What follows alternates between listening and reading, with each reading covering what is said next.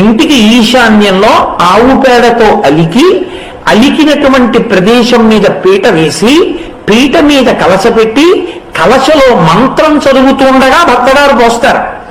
భర్తగారు మంత్రానుష్ఠానం చేస్తూ నీళ్లు పోస్తాడు.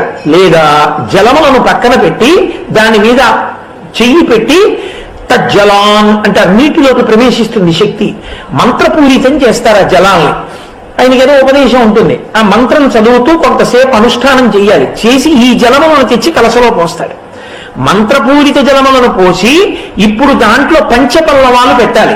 పంచపల్లవాలంటే మారేడు, నేరేడు, మామిడి, వెలగ, బిల్వము, ఇటు మర్రి, ఈ 5 చిగుర్లు తీసుకొస్తే పంచపల్లవాలంటారు. ఈ 5 చిగుర్లు తీసుకొచ్చి కలశ చుట్టూ పెట్టి దాని మీద మూచిక ఉన్న కొబ్బరి బొండం పెట్టాలి. పెట్టి ఇప్పుడు పరదేవతని ఒకసారి పిలిస్తే అమ్మా వచ్చి కూర్చో నా తల్లి అంటే ఆమె పూర్ణకుంభంలోకి ఆ కలశలోకి ప్రవేశిస్తుంది. ఇప్పుడు ఆ కలశకి పూజ చేయమని చెప్పారు.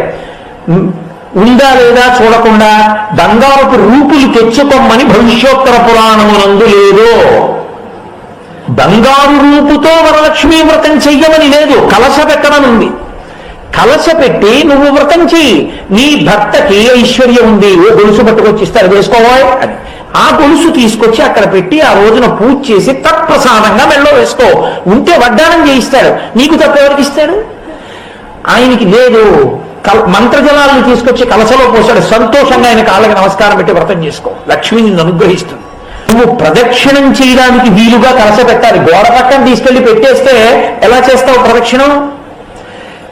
గది మధ్యలోకి పెట్టి ఈశాన్యం దగ్గర చిట్ట చివర 3 పర్యాయాలు ప్రదక్షిణం చెయ్యాలి. వాళ్ళకి పాదాభరణములు, శరీరములకు ఇతరాభరణములు అమరాయి అన్నారు. అంటే కాళికా పురాణాన్ని అనుసరించి ప్రతిభక్తిరత అయినటువంటి తల్లికి, ఆ స్త్రీకి సర్వకాలములయందు భర్త పొంగిపోతాడంతే. అతని దృష్టిలో అతని